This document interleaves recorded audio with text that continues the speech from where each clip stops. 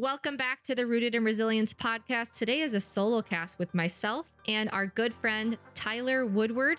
Sarah is on her honeymoon, so she will not be joining us for today's discussion. But today we are going to talk about fat loss and Tyler's recent fat loss phase. He lost 25 pounds.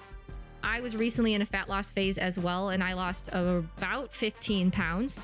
So we are going to kind of touch on what Tyler did, what I did, the whole concept of calories in, calories out, and how to lose weight in a sustainable manner, and also discussed pre-fat loss phase and post-fat loss phase plans, because those are important topics as well. None of y'all should be constantly living in a fat loss phase. We should get in, get it done, and get it out. So, Tyler, hello. Can you give a brief overview of who Tyler Woodward is before we dive into your recent fat loss phase? Sure. Thank you for having me on. First of all, I appreciate it. And Tyler Woodward is just a normal straight A guy. So I've been lifting for about 10 years. I come from the reason I've gotten into the Ray Peat style nutrition was because I struggled for a long time to see any results in the gym. So I've been lifting. I was a bodybuilder more or less. I don't actually do bodybuilding, but I lift to build a body as one does. And I wasn't really seeing a lot of progress. So I was doing these big cuts and bulks, and it wasn't actually until I started doing the cuts and bulks that I actually started to see any visual progress. The question might remain whether it's from the cuts and bulks or you kind of trick yourself with the cuts and bulks into thinking that you're seeing progress. We can come back to that.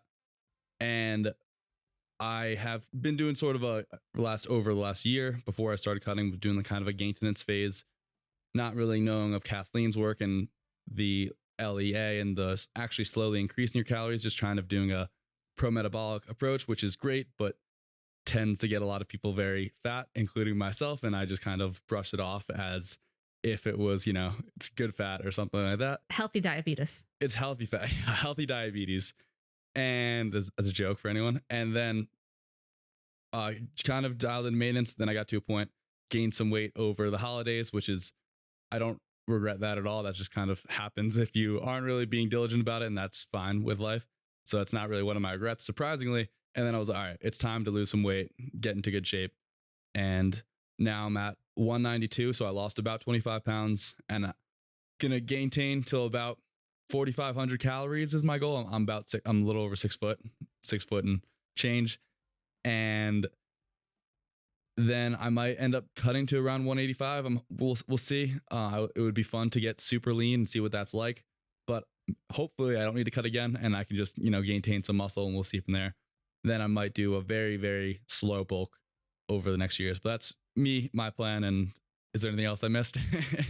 No, but important point here is that Coach Tyler he does train to change with us. So we recognize that there isn't much strength training programs out there that kind of take a metabolism approach.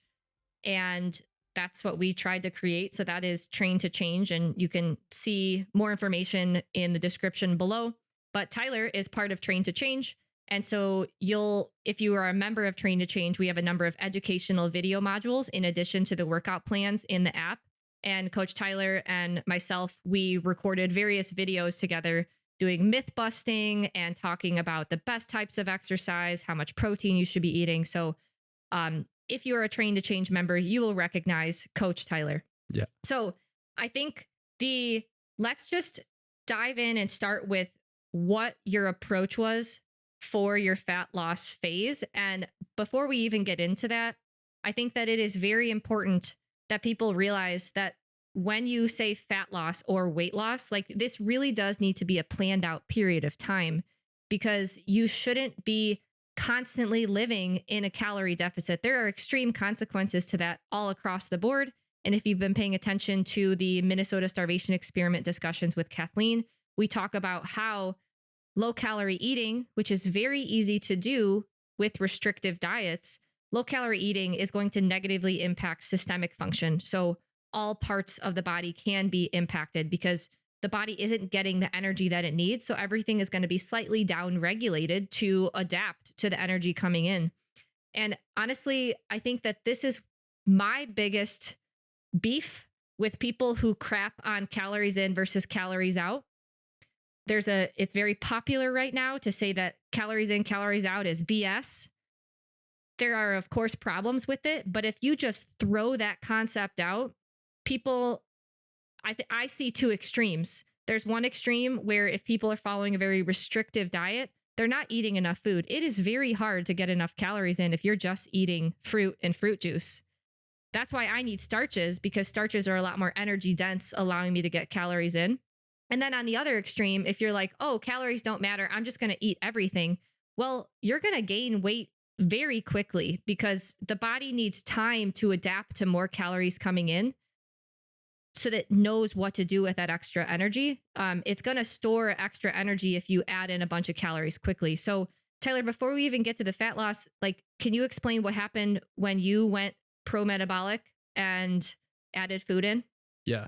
So I was coming right out of college, and during college I had eaten as healthy as I could, but I also recognized I was on my own budget, didn't have much income at the time. So you kind of make do with what you got. I cut out beer. So if that counts for anything, and maybe we'll get some points.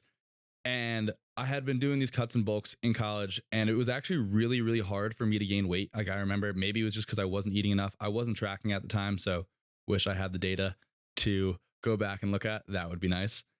But I got really into repeat my senior year of college and was kind of like, all right, as soon as I graduate and I'm living with my parents again and can buy my own food, I'm going to really start dialing PD, getting PD, I guess, or whatever you want to call it. And there's no repeat diet, whatever, blah, blah, blah. But like eating pro-metabolic foods, whatever you want to call those. So I like started dialing whole milk, because like whole milk's good. You don't want the synthetic vitamins and 2% and skim. I hadn't also drinking milk in like years. I used to drink a ton of milk. So my digestive system, I'm an all or none kind of person. So I just decided to like go ham on drinking a ton of milk, and my digestive system did not agree with me for a few weeks to month. I was like, is this going to end soon? It ended. I drink a ton of milk, have no issues anymore. And then I probably gained about 2 pounds a week, maybe like 1.5 pounds a week, and ended up getting to 215. I think I actually hit 220 one day. Wow. And I think at this point I could probably like do a very, very slow bulk to 220 and not look like a big potato, but I pretty much look like a Mr. Potato Head. I don't think I had any remnants of a jawline. It was not a good look. I have a picture of me sitting on like outside in the sun reading a book, and I just like look down at a selfie, and I have like probably 4 chins. I was like, look, I might lift and I might look like okay with clothes on, but like this is just not acceptable. But the thing is, and I didn't have this insight at the time, I thought I was just like, it's kind of like dirty bulking. I didn't think I was dirty bulking, but I was just saying, oh, it's a ton of muscle. It's a ton of muscle. It's not. Yeah. Can't gain that much muscle per week. No.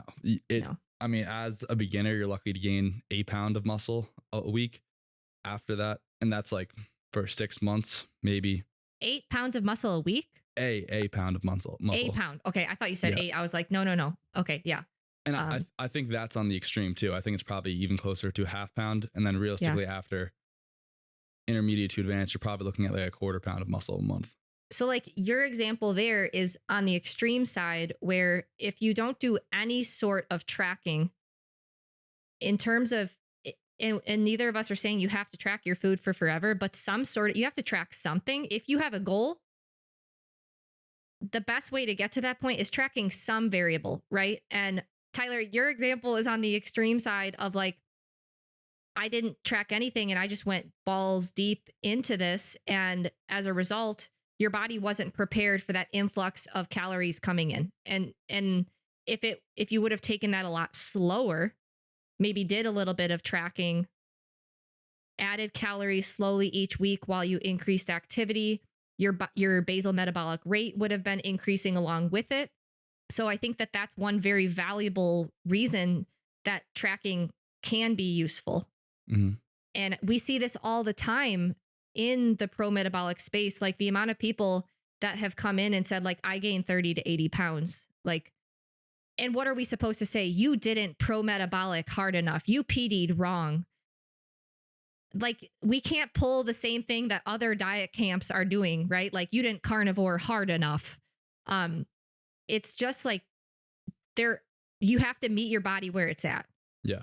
And you went through that. I went through that. Sarah went through that. And I know a lot of other people went through that because so I think when we discuss these calories in, calories out things, we've got to be very careful with the types of messaging because it can really change someone's life, unfortunately. And we have to make people know that you can't just eat everything in sight and not gain weight. Yeah. I wish it was that way. I really wish. I really. Yeah. Haagen-Dazs for breakfast doesn't go so well after a while.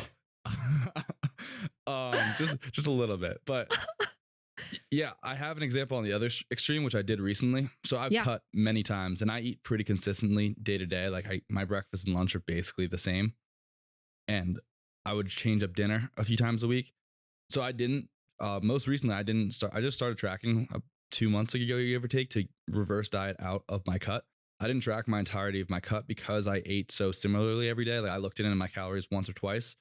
And because I ate so similarly before that, I knew that if I just took out certain foods, basically kept protein high, reduced as much fat as possible, kept carbs as high as possible, and got a lot of steps in, I saw the scale go down. And you can definitely do that. And you can definitely kind of eyeball things and eat consistently enough to just slowly add or take away foods in the case of cut. But the issue is then I started to reverse diet out. And I was like, wow, I should have just been cutting this whole time because I have no idea where my maintenance is. Yeah. So I was completely lost. I spent like 3 or 4 weeks just kind of being afraid to start gaining weight again because my whole thing now, or not my whole thing, but following what you and Kathleen are all doing and what I'm doing with my clients is slowly reverse dieting out, like getting back to what your new maintenance is and then just slowly adding calories. But it took me weeks to figure out what that new maintenance was. Yeah. Whereas I could have had a much better idea if I had been tracking on the way down. Okay. So let's dive into your cut and then dive into what you wish you would have done. Okay. So what were you doing the few months leading up to when you wanted to start your fat loss phase? I guess you want to get pretty nitty gritty or what kind of level? what was your eating routine, exercise routine, cardio, rough idea of how much you were eating? So cardio was 0 besides some sprints. I had phased out. I used to be a runner and I hadn't done cardio in years. I used to do jiu-jitsu, but I haven't been doing that recently. So I would do sprints once a week and then I do 5 minutes of jump rope before I lifted. And then I was lifting a lot. For basically I was just slowly adding in calories and that was working pretty well. I wasn't really gaining any weight. I was steady around 207, 209, but I would, in the morning, I think I was eating a protein shake with some, I think at the time I was really just eating a protein shake. Now I think about it. May have been eating some eggs and sourdough as well. Then I added in Greek yogurt for lunch. And then I was having like a quesadilla with some chicken as a snack. And then I was having usually like a beef bowl, rice, some peppers, onions, all that good stuff for dinner. And I was probably around, I think, 2,800 calories if I had to ballpark it. And I was pretty much eating that religiously, getting some oysters once a week, Whole Foods, dollar oysters, shout out. And then I would eat some shrimp too and some whitefish as well on occasion. And pretty much eating like the same thing every day. I haven't been going out to eat very much at all. So I was pretty boring with that. And then I would still make sure to get like 10,000 steps a day. I'd go for at least 3 walks a day. So I wasn't inactive. Okay. So then you started your first day of your cut. How did this sounds like a silly question, but how did you start? Like, did you write on a calendar, this is the day I'm going to start? Or like, what made you say, all right, this Monday, this is going to be it? And how did you tell yourself and announce to yourself? I know that sounds so silly, but I think that that's an important thing for people to do. Yeah. So I think the big thing for me, it was right after the holidays and I hit 215 on the scale again. I was like, all right, it's time to start reeling things back a little bit. Yeah. But I also, didn't do it during the holidays. I was kind of okay. I think it's fine to gain some weight during the holidays. Like if you're going to enjoy it. Now, you don't want to gain a ton of weight. You can definitely let yourself go. But you also don't want to be so diligent that you're stressed out about eating it the whole time at the party and not enjoying family and not enjoying all the good food that tends to be around. There's a kind of a balance there. Maybe you do some extra cardio or something that week, whatever it is. And then I got back to Denver. I was feeding myself again, so I wasn't relying on mama's cooking. And then I was like, I took some progress pictures at the gym. I was like, all right, it's time to get serious. Also, actually know exactly what it was. I had to record some exercises for Train to Change. And my girlfriend came with me to the gym, helped me record. And I looked at these videos. I was like, this is unacceptable. I cannot look like this. And I actually re-recorded one of the exercises recently because I was like, I just cannot have this in exercise library. I look like I ate myself. So that was the day I was like, all right, this needs to change. Like I ate myself. And that's when I started going on the cut. I was not familiar with Kathleen's approach at the time, which I really like.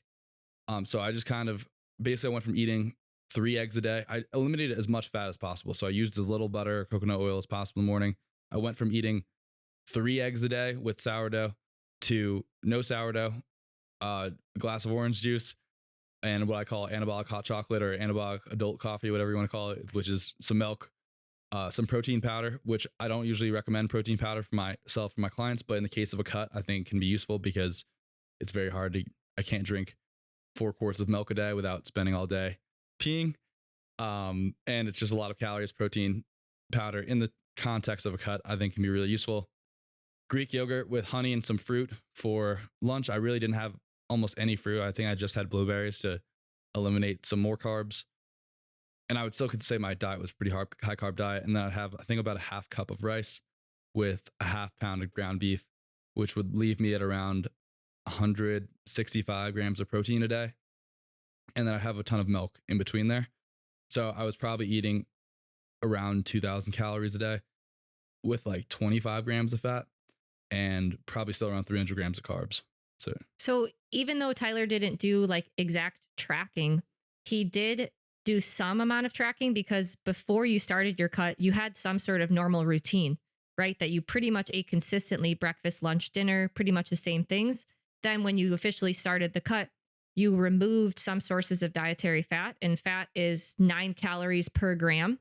So if you remove some fat from your daily intake, that's going to remove calories. And so that allowed Tyler to get into a calorie deficit so that he could start his fat loss phase. And I think the biggest thing that people have problems with calories in, calories out is like some people's metabolism can be so messed up that they have to eat such low calories to enter a calorie deficit. So you've got calories in, what you're eating, and then calories out, what you're burning. And that's not just your like activity. It's also your basal metabolic rate. And your basal metabolic rate can vary a lot based on the state of your metabolism. And we're not disagreeing with that.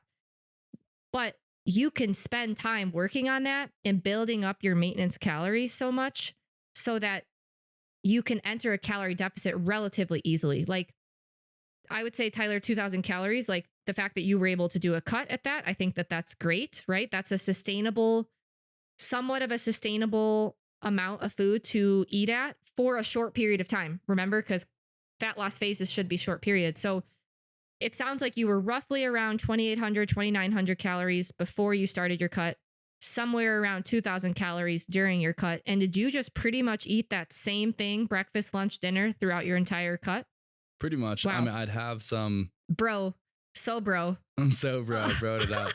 I mean, when you're just cooking for yourself and there's no one interrupting you and you don't go out, it's pretty easy to have the same thing. I would occasionally have shrimp and pasta. I really like shrimp and pasta, but I'm also I've been having a lot of fun with cooking recently, but I was just kind of in a rut with cooking. I think I definitely ate some other things, but I pretty much cod, shrimp, and beef bowl was really the only things I eat. I love beef bowls, so I still eat those probably too much, and they're super easy to meal prep, which makes life really easy. But yeah, very bro of me.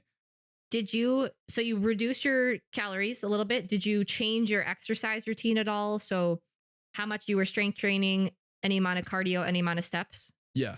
Oh, and this is worth mentioning. I did track my calories. Like I just looked at it once. I would call that a check-in because I wanted to make sure I was getting enough protein and I wanted to make sure I was in the ballpark of where I thought for calories. But because I ate so similarly, if you eat the same thing every day, you're pretty much going to end up the same. You don't really need to track calories, especially if you're like measuring. Again, you could just measure what you're eating. I had a half pound of ground beef. Take the ground beef, split it in half, eat half tomorrow. Yep. So it ends up kind of being a form of tracking, even though you don't input everything. So I dialed down my volume for weight training.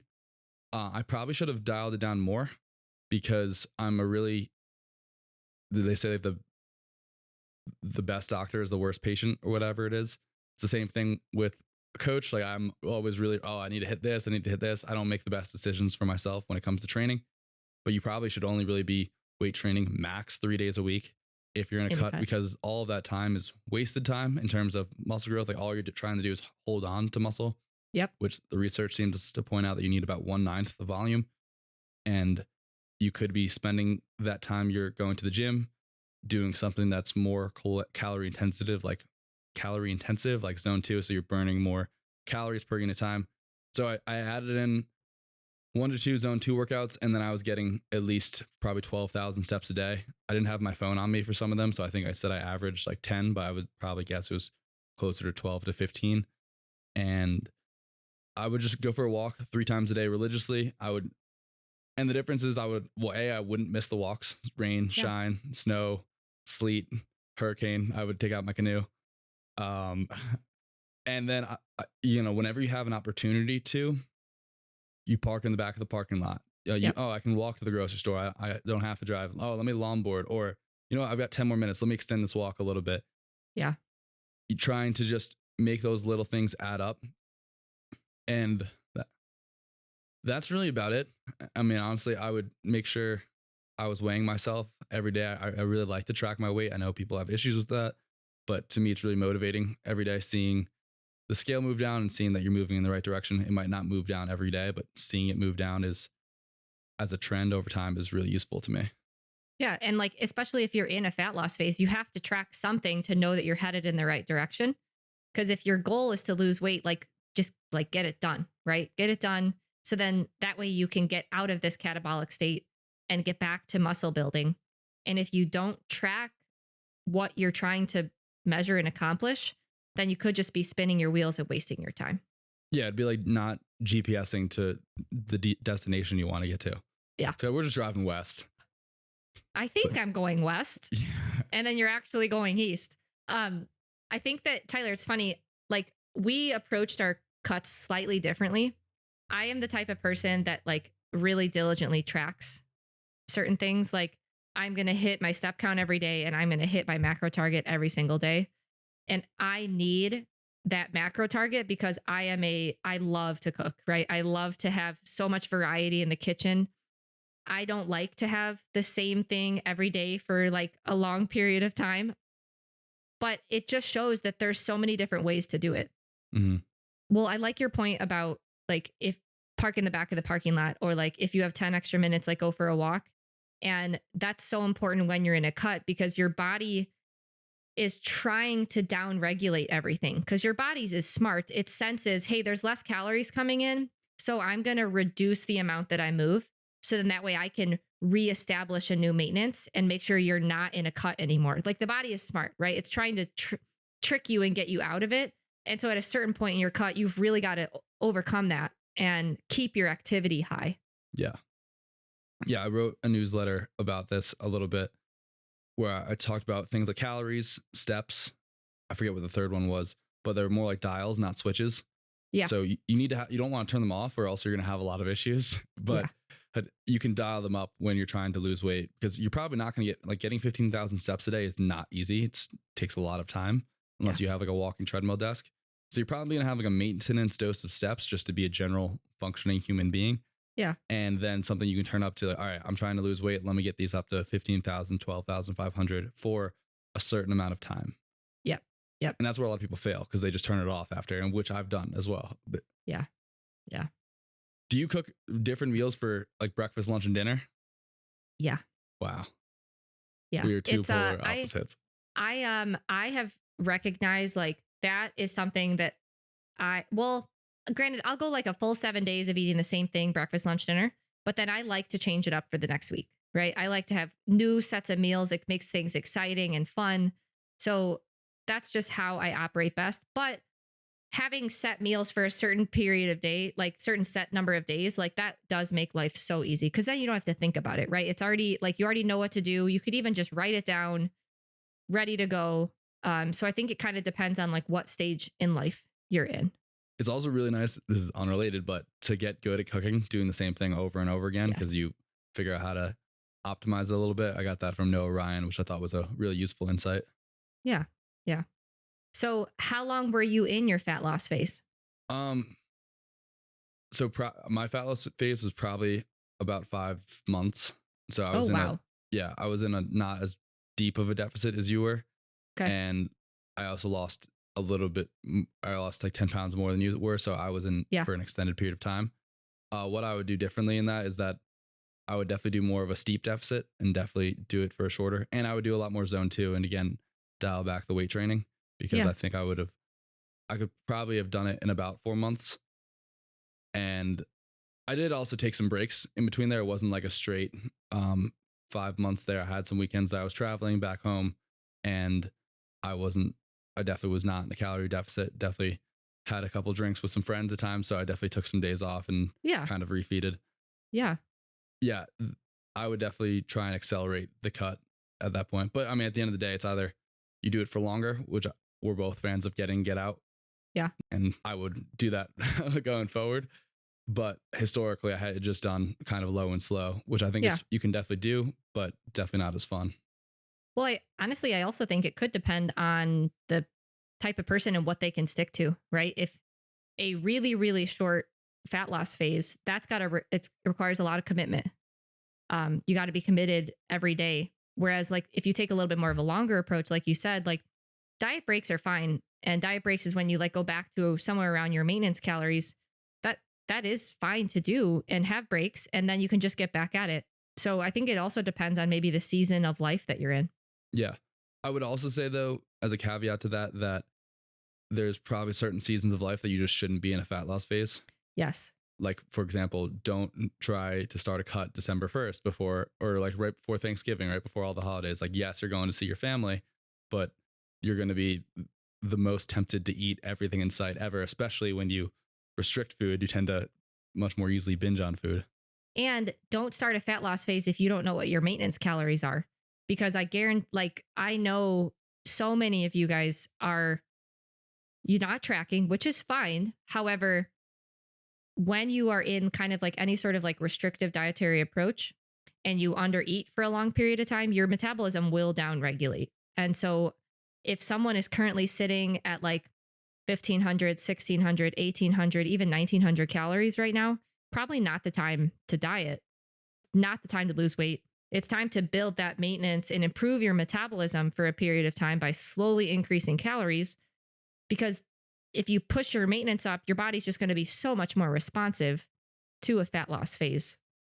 Yeah. And so I think assessing where you're at metabolically and what the next couple months of your life looks like in terms of travel, events, parties, stress, just being really honest with yourself with those two things will help you set yourself up for success. Because you don't want to push when it's not the right time, because then you're just going to get frustrated and then you're just going to throw it, just say, doesn't even matter anymore. I had this mentor, Connor Harris, who is a fitness movement guy, but he had this saying that he used a lot: you can't go where you already are. And I think that's really useful because if you look at someone in a 1600 calories, eating 1600 calories and maintaining their weight, a pound of fat is more or less 3,500 calories. So if you cut your calories by 400 and you're now 1,200, like how long can you cut another 25%? Like Ashley was in a 40% calorie deficit. That is what, about 900 calories? How long can you actually sustain that? And then it's honestly not even that, but like because you're starting with such a low baseline, you're going to lose fat very slowly because you're not cutting out a lot of calories, even though you're eating what seems like a lot less. But like Ashley cutting at 2,500, or what was your cutting calories? So my maintenance, I worked my maintenance up to like 2,800 to 2,900. And that was at about 145 pounds. Also keep in mind that Ashley and I'm, how tall are you? 5'4.5". Okay. I have 8 inches on you. Okay. I have 7.5 inches on you and about 6. At the time I had 70 pounds and we were eating almost the same calories as maintenance. So if you don't believe you can increase your basal metabolic rate, that's where the calories in, calories out haters are going to come into play. But calories in, calories out still applies in that situation. It's just my calories out was like turned up a little bit. But Tyler, I was working on that for so long. Yeah. So years. Yeah. Yeah. But so if Ashley goes and cuts like same 5'4" woman, 5'4", Yep. 4.5, same weight. Yep. So what was your starting weight? 146. So 146. And Yep. the person that's eating, if you cut 40% of your calories, I'm going to just do, that's about 33%. So that's 925 something. Yeah. Versus the person at 1600 calories is cutting about 600 calories. Yeah. You're going to lose weight 33% faster, but you're also eating an extra 1500 calories a day, which is like, it just shows that like people just try and keep digging themselves deeper and deeper in a hole. And it's like, how long can you eat 900 calories for before you start to see some serious health problems? And it's not like I'm not blaming anyone. Like, no, people don't know this. They think, and this is why the people that hate on calories and calories out so much to get their argument, because it's just, oh, people are like, you're not eating enough, or you're eating too much and you're not moving enough. Yep. And it's like, it's just not true completely. Yeah. Spend the time building up your maintenance, because it will make your fat loss phase short term so much more successful, rather than just keep spinning your wheels, cutting, binging, cutting, binging. It's just worth it to play the long game. It really is. It really is. I don't know if you found this as well, but I wasn't really hungry at all during my cut until I started adding calories back in too. Oh yeah. My first 3 or 4 days, I was like, I haven't been in a deficit in so long. I need all the food. But then, yeah, you kind of get used to it. And then as you're reverse dieting out, it's like, oh my gosh, my appetite is coming back so strong. Yeah. And I would imagine if you were at 1600 calories and then had cut to 900, that would be so much more. Like you would just be absolutely, I was ravenous and I was eating 2,700 calories, whatever that was, 2,800 calories. I can't imagine being at trying to reverse diet out at like 1,200 calories and not just like, that's like a meal for me, 1,200 calories. That's my breakfast. Yeah. Okay. So you were in that for 5 months. You were in your calorie deficit where you kind of just like remove certain foods to kind of make your day-to-day simple. Yeah. So that way it was easy for you to be in a calorie deficit. What was your strategy? At what point did you say, I'm done? So I was going on vacation and it was June 1st. So I was just like, all right, I'm done. My weight loss has started to teeter, and I was like, I've lost 25 pounds. Like I'm happy with myself. I can go back into maintenance and start trying to live life again. And I was kind of tired of just trying to not eat anything all the time. Yeah. So the big thing for me was having a plan. So honestly, I didn't really track at all that week on vacation, but I moved a lot. And then my whole thing was just be conscious of what you're eating.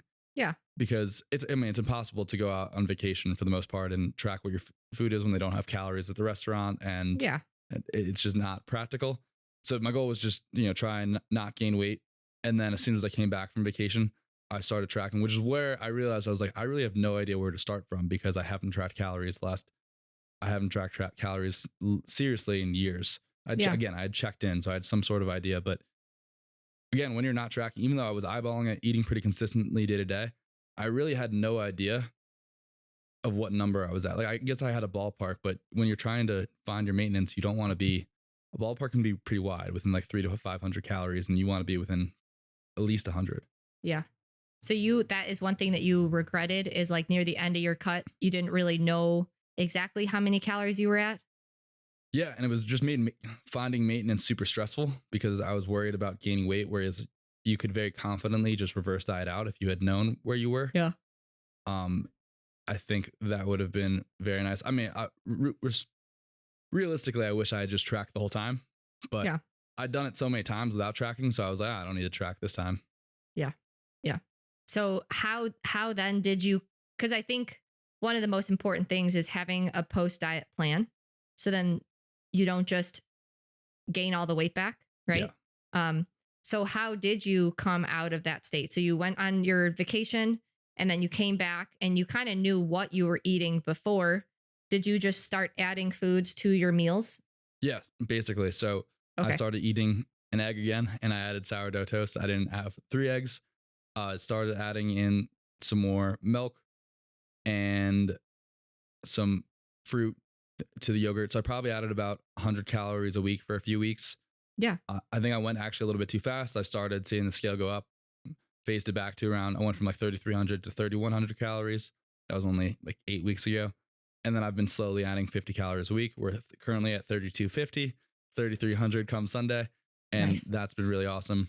I also, one thing that's a big difference that I hadn't done in the past is I would just stop walking. Like I would maybe go for a walk a day versus 3 walks a day. Yep.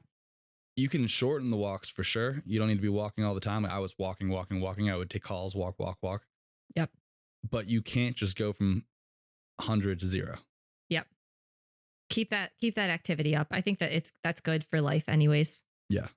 Yeah.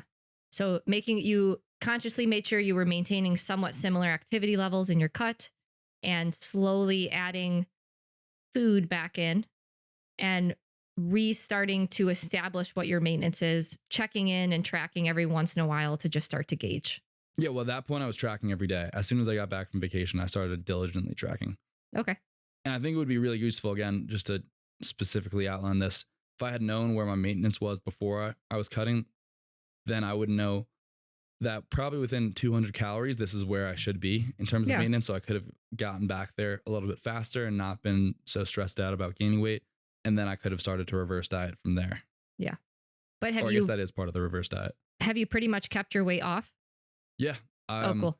I've been fluctuating between 192 and 193. Great.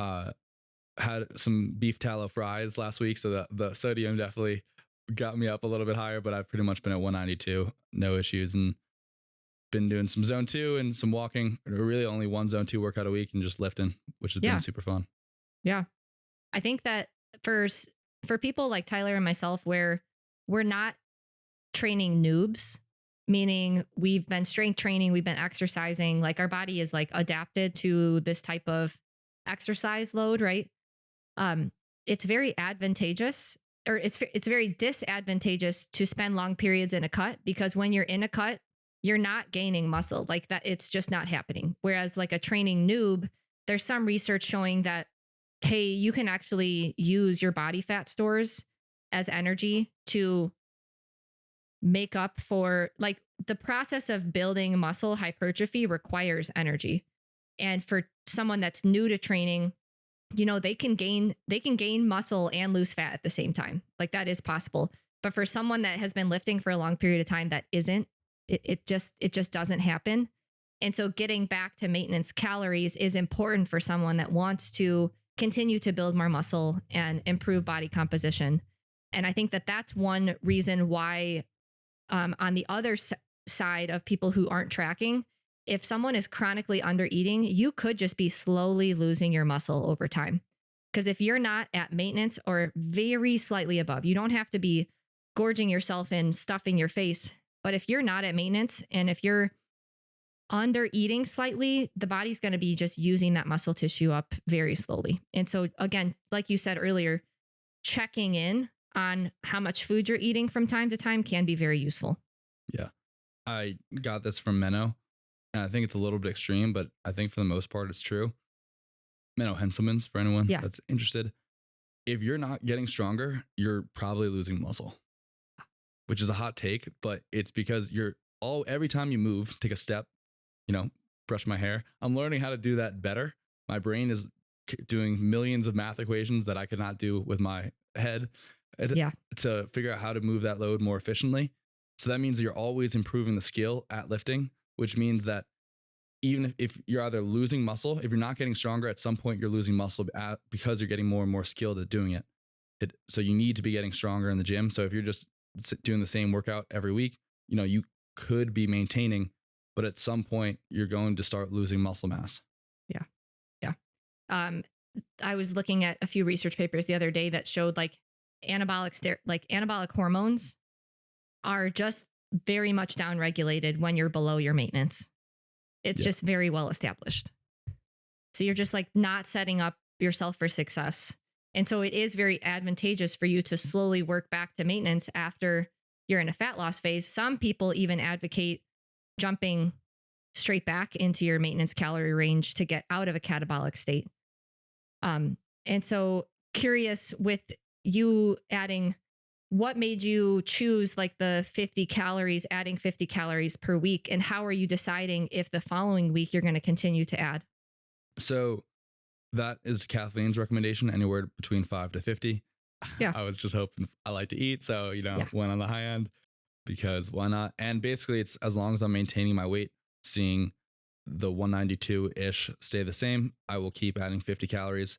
If I start to see the scale jump up, I will halt that until I see the scale get back to 192 and then probably go at a slower rate. So maybe 25, 30 calories. But I would like to get to 4,500 calories. As I was doing the math yesterday, how much it would take me to eat one of Sourdough's sourdough, or Say's sourdough cookie recipe, as I call it, with Yes. ice cream. I used to eat Chipwiches every night. And I Yes. was like, how many calories would I need to be able to do that? And it's around 4,000 with the low fat recipe. But I was like, that would be awesome. But yeah, I'm just super excited to eat more, and I really like to eat, and I'm a hungry boy. So 50 was on the high end, and then I'm just making sure that I'm not gaining weight. I weigh myself religiously every single day at the same time. Now, again, to be clear, you don't have to do any of the things that Ashley and I are recommending. It's just so useful to have, like, I'll make a tangential point. Ashley got me to use the Train the Change app, and I had been using my own system for years. I was like, I don't need to use the Train the Change app. Come on. Yeah. And then every week I've been looking at my exercise history and I'm like, all right, you just got to get 8 reps. I don't beat myself every week, but I've been pretty religiously beating myself. Yeah. And I'm seeing much faster progress than I have historically in the last few years. Now I'm like, wow, I should have been doing this for years. Kind of ridiculous. I wasn't. It's amazing how much better you'll recover and improve in your exercise performance when you eat more food and you're not in a deficit. Calories are a recovery resource. Isn't it so fun? Yeah. Yeah. Yeah. I'm having fun for sure. So now that you are starting to get well into your maintenance and push that, what goals do you have for exercise? You obviously want to eat more, but what are your goals for exercise and just general performance? Are you talking about things I want to accomplish or like targets I'm looking to hit? All of the above. I just want to add one thing. It's really fun to gamify things. I think it tends to work out for people. And so my calories, because I eat so consistently, I just log them. I have them on repeat and chronometer, so I can just pull them the next day. Yeah. And then it's a game for me to see how much of my serving of ice cream with chocolate chips and Hershey syrup I get to eat each day. Because it's like if I go over, if I have a snack, I have to pull back some. Next week, I think I'll be able to fully get a full serving of ice cream. But it's super fun to me. Like, all right, I'm super hungry. You're going to eat less ice cream, but gamifying it makes it really fun. And so then as far as my fitness goals, I've set a number of fitness goals recently that I'm super excited about. And I do a goal exercise with a lot of the Train to Change onboarding clients that I got from a CEO, where you set what he calls an FEA goal. So the FEA goal is probably something that's currently out of reach, but if like all the stars were aligned, everything went perfectly, you would hit it. And then like a realistic goal. So a lot of these goals are currently out of reach, but they're in sight, I would say. 8. And so there's a shoulder press machine that goes up to 250 pounds at my gym. I'm at 220 for 6. I want to max it out for 6. I think that'd be pretty cool. I started deadlifting. I've never been able to, I herniated a disc really badly in high school. Like I had to use my hands to get out of my desk, and I could barely walk. And they finally went to the doctor. They're like, yeah, you really herniated a disc. Ended up fixing itself, but I had to do a ton of stretches. Stretches ended up not really working out until I figured out how to weight train. So long story short, I haven't really been able to deadlift for years. I could never figure it out without messing in my back. And then I kind of just figured it out recently for whatever reason. And I've set a goal of deadlifting 500 pounds. I think that'd be super cool for reps. I think would be cool. I'm at 350 as of yesterday for 6. And then I want to hit a 3-plate pendulum squat. Amazing.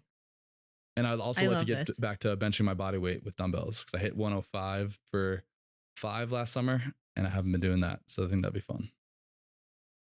So I love that you brought this up, because I think it's so cool to be able to strength train and do exercise weightlifting, because it's you versus you, right?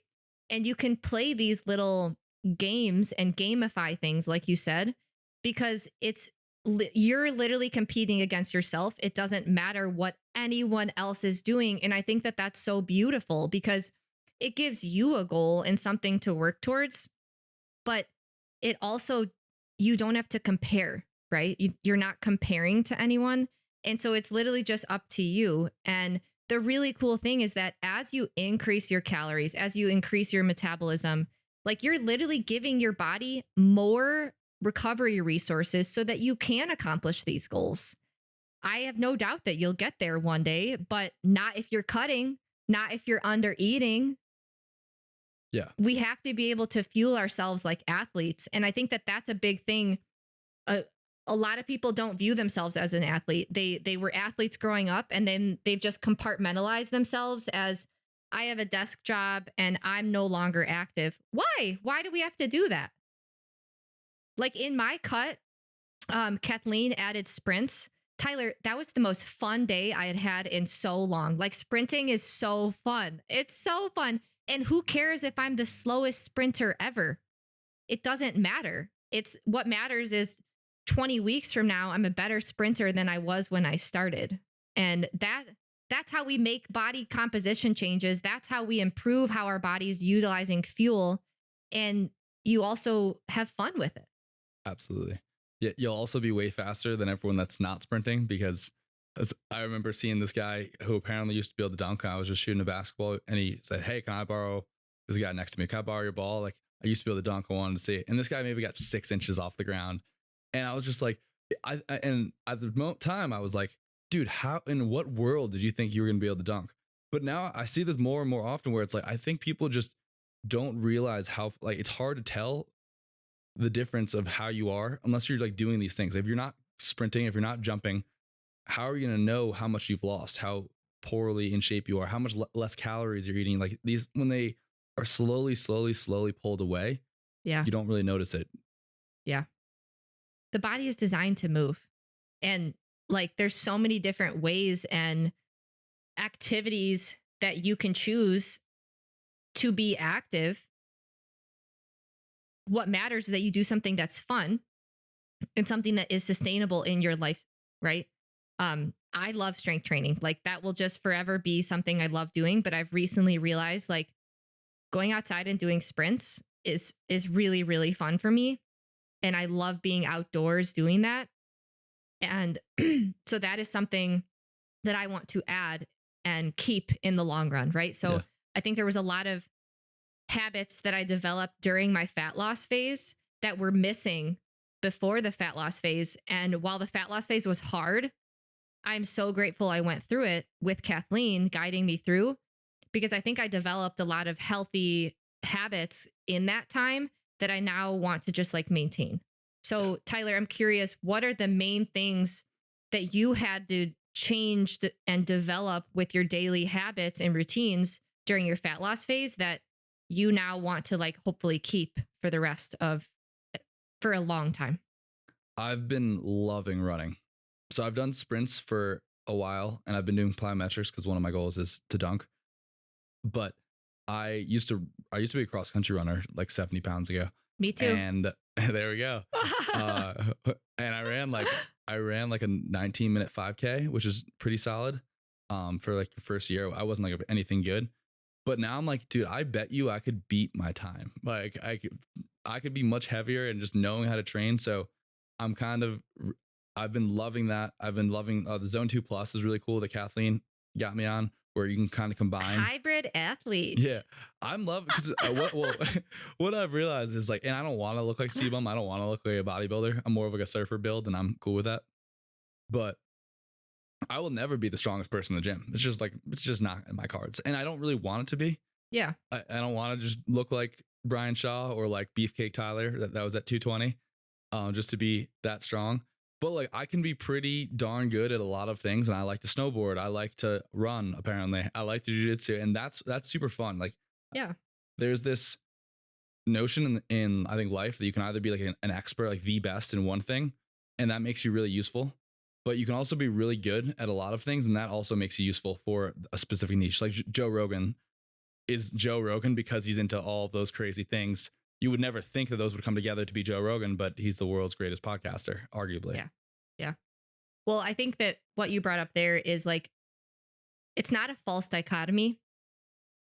I think that a lot of, just like calories in, calories out, people saying like, oh, that doesn't apply. I think there's just such bad messaging around running, even in the pro-metabolic space, like, oh, you're going to make yourself hyperthyroid or hypothyroid and you're going to ruin your metabolism. Like, there's a time and place for running. And if you fuel yourself and you implement running in a strategic and smart way, you're not doing it fasted, you're not just doing running, you're complementing it with strength training, it's totally fine to run. Like, don't be afraid to run. I think that that's another thing. There's so much fear mongering out there of like, oh my gosh, if you go for a run, you're going to destroy your metabolism. And it's no, maybe we should reframe what the purpose of running is in our life and how can one fit it in. Like, do you know how fun it is to run down the road and see the leaves changing colors? That is so much joy. It's also so much joy for me to hit a PR on hack squats. You can do both.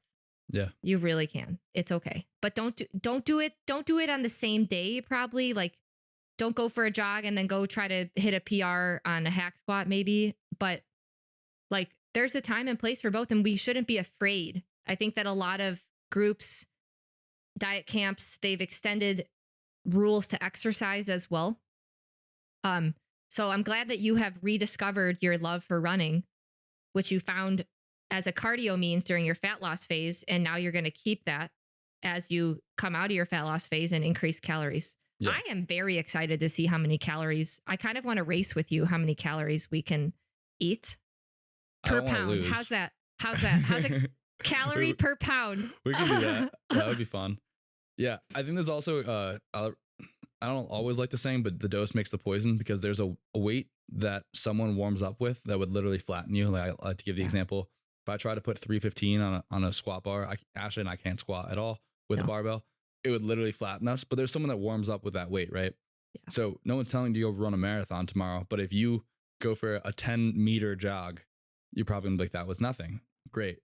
Do it double next time. And that's what I wrote about this recently, where if you define success as achieving a goal, I don't think it's a very useful definition of success, because you wouldn't have achieved the goal without all the prerequisite habits that allowed you to do it.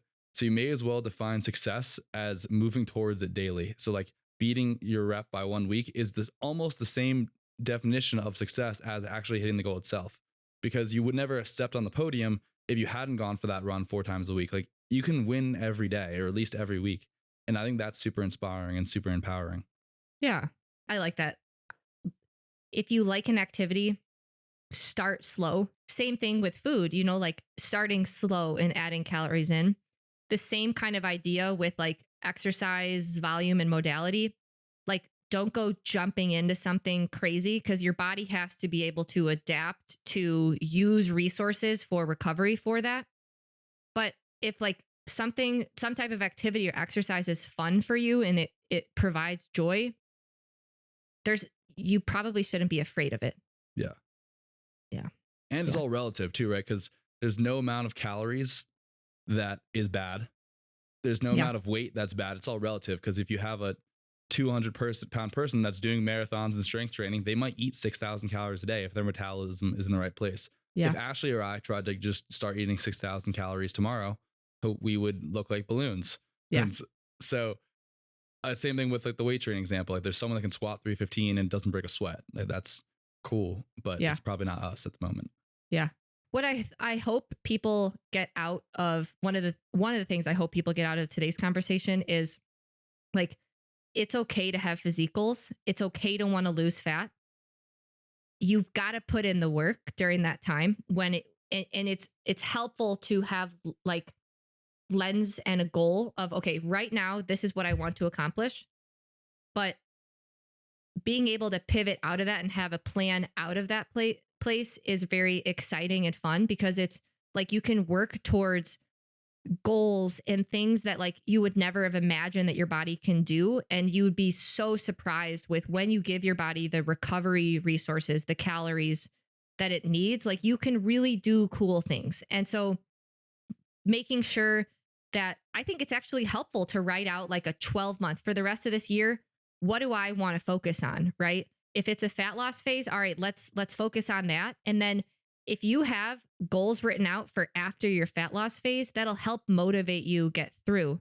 So that's during my fat loss phase, I was like, I can't wait to get back to building muscle. I want to accomplish these goals. And I knew at the time I couldn't really push that because the body can't recover with that many calories, but you have that thing to look forward to at the end. And it sounds like we have similar goals where we're kind of trying to push the metabolism of our bodies. And it's kind of like this high energy flux. The guy that made, oh gosh, G-Flux is the concept. So essentially like high calories out, high calories in. Like the more that you give your body, the more that your body can do. Obviously, there's a limit to that, but being able to fuel ourselves appropriately so that we can push ourselves to our athletic goals, our body composition goals. And then you and I both have like business goals and what we want to accomplish for Train to Change, Strong.Sistas, Nourish. And you like humans can accomplish amazing things, but we've got to fuel ourselves to get there. One thing that I really like, and you've touched on this, and I think Kathleen has touched on this as well, is that you can apply maintenance to a lot out of dieting too, because, you know, it's not the time to renovate your kitchen when you're in the calorie deficit, right? So like you can probably going to make a lot of mistakes. So like there, Ashley and I put our fitness goals on the back burner because we knew we weren't going to make any progress for the most part while in a calorie deficit. Like I'm not trying to gain muscle. It's just a uphill battle to say the least, like trying to go to Mars while not having a spaceship. So you can like say, okay, I'm going to strength train twice a week, or, you know, I don't really have time to be doing a lot of sprints this week, but I can get one sprint session once a week, even though my goal in the long term is to sprint really fast.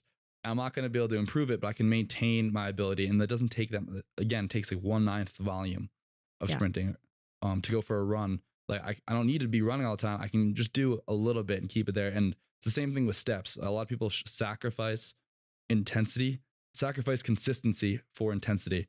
So they go really hard for 6-12 weeks and they eat nothing and they get 15,000 steps a day. And then they get to their weight loss goal if they do hit it. And they put their feet up and they're like, I'm done.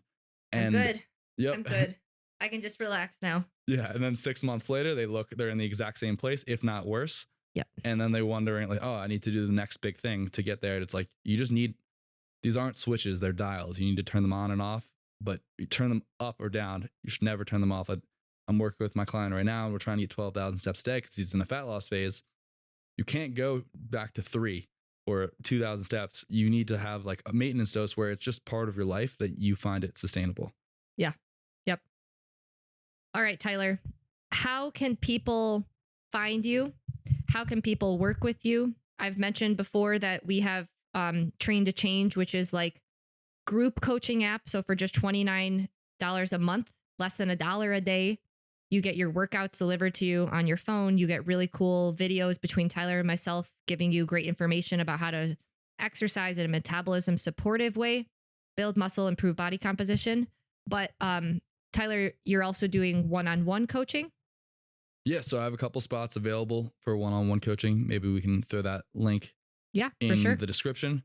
And yeah, you can find me. I have a podcast called Recommended Daily Value, which will be back up and running soon. And then you can find me on all of the platforms at Tyler Woodward _fit.